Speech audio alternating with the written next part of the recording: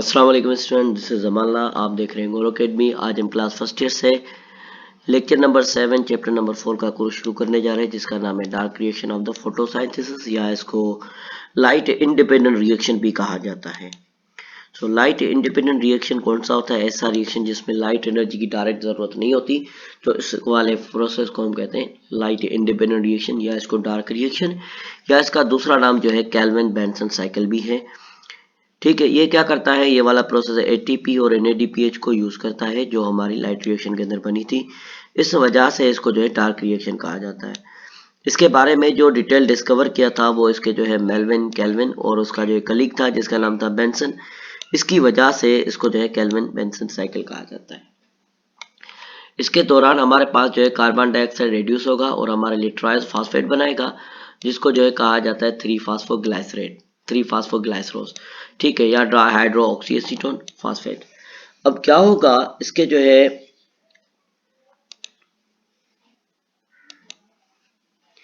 ये metabolic pathway हमारे लिए हेक्सोस के लिए 6 कार्बन वाले शुगर के लिए, जैसे कि सक्रोज है या स्टार्च है। पहला स्टेबल प्रोडक्ट इनकी क्या होगी? जो पहली स्टेबल प्रोडक्ट होगी वो इनकी 3 कार्बन कंटेनिंग एसिड होगा, जिसको हम कहते हैं 3 फास्फोग्लाइसरिक एसिड, या जिसको हम 3 फास्फोग्लाइसरेट भी कहते हैं। शॉर्ट फॉर्म में इसको जो है 3PGA कहा जाता है। अब ये जो साइकिल होता है, इस साइकिल को 3 साइकिल भी कहा जाता, C3 साइकिल भी कहा जाता है, क्योंकि ये 3 कार्बन वाला मॉलिक्यूल बनाता है। ये जो प्लांट जिनके अंदर होता है इनको C3 प्लांट्स कहा जाता है। ठीक है, फास्ट कैल्विन साइकिल जो है ये स्टार्ट होता है 5 कार्बन वाले फास्फोग्लाइसरेट थे, फास्फोराइलेटेड थे 5 कार्बन वाले शुगर से, जिसको हम कहते हैं राइबोल्यूज बिसफॉस्फेट। अब राइबोल्यूज बिसफॉस्फेट से मुराद क्या है? कि मतलब कि ये जो है 5 कार्बन वाला मॉलिक्यूल है, जिसके फर्स्ट नंबर कार्बन और 5 नंबर कार्बन पे फास्फेट अटैच है। ये कैसे? अगर हम बनाए थोड़ा तो फॉर सपोज करते हैं, एक कार्बन, दूसरा, तीसरा, चौथा और ये पांचवें नंबर कार्बन पे फॉस्फेट लगा हुआ है, पहले नंबर कार्बन पे फास्फेट लगा हुआ था। इस वजह से इसको हम कहते हैं बिसफॉस्फेट। ठीक है, अब कैल्विन साइकिल के जो प्रोसेस है उनको हम पहले देख लेते हैं, फिर हम डायग्राम के ऊपर आएंगे, फिर अगेन जो है एंड में देखते हैं। तो पहले हमारे पास जो आता है इसका स्टेप, उसको कहा जाता है कार्बोजाइलेशन। इसमें क्या होता है? फिक्सेशन होती है एटमॉस्फेरिक कार्बन डाइऑक्साइड की 5 कार्बन वाले शुगर में। ये जो 5 कार्बन वाला शुगर है इसके अंदर फास्फेट ऐड होगा, कार्बन ऐड होगा, और ये हमारे 6 कार्बन वाला मॉलिक्यूल बनाएगा।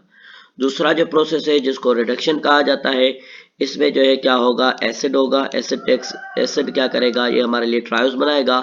थर्ड हमारे पास जो स्टेप है जिसको कहा जाता है रीजनरेशन में क्या होगा? अगेन हमारे पास जो है 5 कार्बन वाला शुगर बनेगा।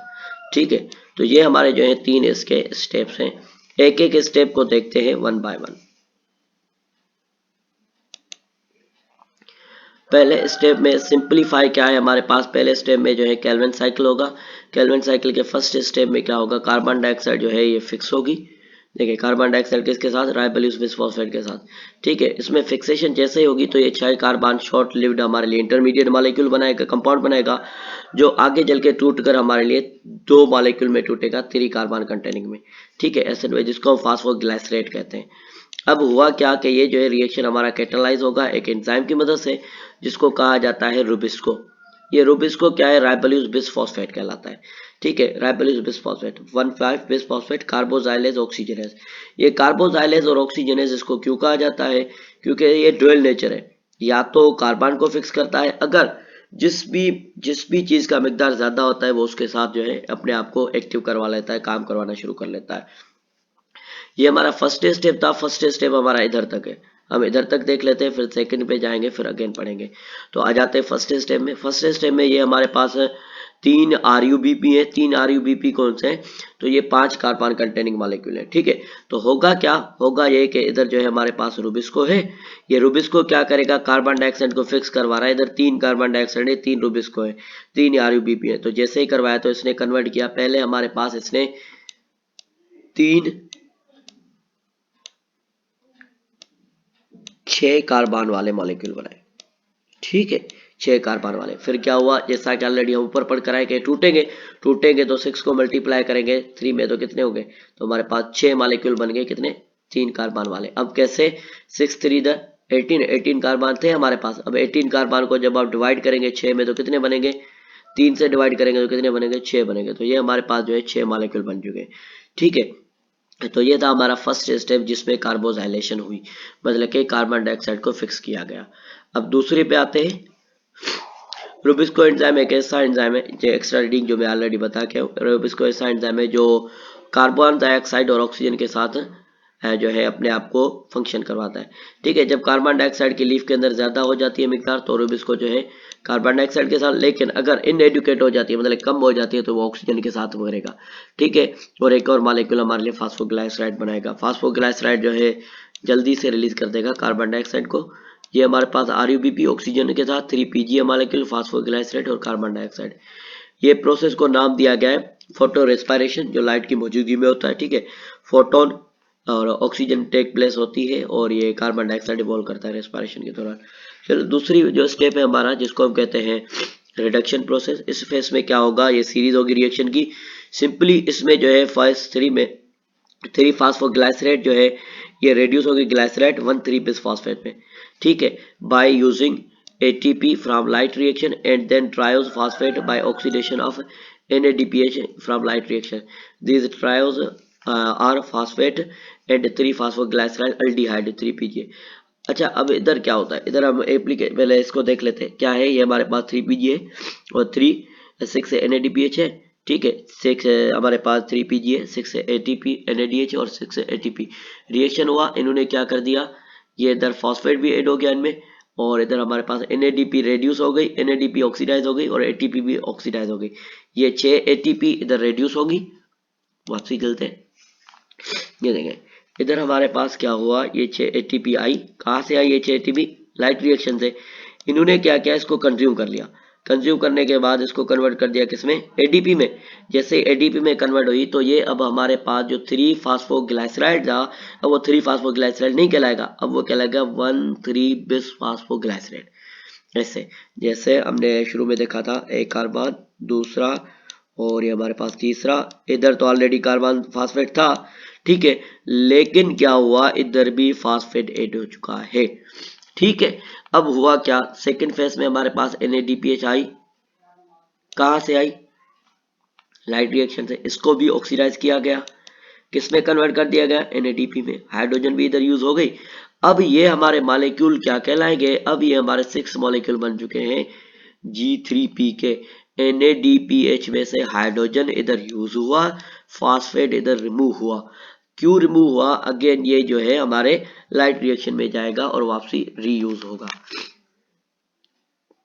NADP कहाँ पे जाएंगे, तो NADP हमारे जो है वो वापसी लाइट रिएक्शन में जाएंगे। आगे चलते हैं। रिडक्शन के बाद नेक्स्ट हमारे पास क्या आता है, तो नेक्स्ट हमारे पास आता है रीजनरेशन। तो रीजनरेशन में क्या है, तो रीजनरेशन में हमारे जो है कार्बन की रीअरेंजमेंट होगी। इसके दौरान जो हमारे ट्रायोस मॉलिक्यूल थे वो 3PGI वो इंटरलिंक्ड होंगे 3-3 साइकिल में, रीअरेंज करेंगे, रीफॉर्म करेंगे 5 कार्बन कंटेनिंग मॉलिक्यूल में। ठीक है, RUBP1 5 बिसफॉस्फेट। जबकि एक मॉलिक्यूल जो ट्रायोस है वो गेन करेगा 3 साइकिल में से। अच्छा, ये हमारे पास 5 3PGA बने, 3 ATP कंज्यूम हुई, ये हमारे पास ATP बनी, सॉरी RUBP के साथ जो है फॉस्फेट ऐड होंगे। ठीक है, इस साइकिल के दौरान 3 मॉलिक्यूल जो हमारे कार्बन डाइऑक्साइड के फिक्स करेंगे 3 मॉलिक्यूल RUBP के साथ और हमारे लिए प्रोड्यूस करेंगे 6 मॉलिक्यूल वाला ट्रायोस। ये 6 मॉलिक्यूल जो हमारे ट्रायोस है रीअरेंज होंगे 3 मॉलिक्यूल में, 5 कार्बन वाले मॉलिक्यूल में, और उनमें से एक ट्रायोस मॉलिक्यूल जो है नेट गेन होगा। सिर्फ एक मॉलिक्यूल जो है 3 कार्बन वाला ट्रायोस फास्फेट वाला प्रोड्यूस हुआ एक, और वो री इंटर होगा और साइकिल को प्रोड्यूस करेगा हेक्सोस। जबकि दूसरा स्टार्च सिंथेसाइज करवाएगा क्लोरोप्लास्ट के अंदर और तीसरा जो है एक्सपोर्टेड होगा फास्फेट ट्रांसलोकेटर के साइटोसोल सक्रोज के लिए। ठीक है, सिंथेसाइज हमारे पास क्या हुआ ट्रायोस मॉलिक्यूल की केल्विन साइकिल में। इसमें जो है टोटल 9 ATP कंज्यूम हुई और 6 NADPH मॉलिक्यूल। ठीक है, तो अब आते हैं वापसी हमारे पास।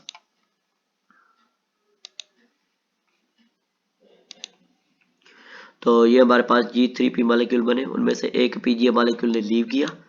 ठीक है, ताकि आगे चल के हमारे लिए ग्लूकोज बने। फिर अब अगेन हमारे पास 5 कार्बन वाला जो है 5 G3 भी मॉलिक्यूल बने, ठीक है। और रीजनरेशन स्टेप में क्या होगा, इधर जो है एटीपी एटीपी आएगी, एटीपी कंज्यूम होगी और ये अगेन हमारे लिए 3 RUBP के मॉलिक्यूल बनाएंगे जो अगेन रीजनरेशन के लिए हमारे पास रेडी होंगे।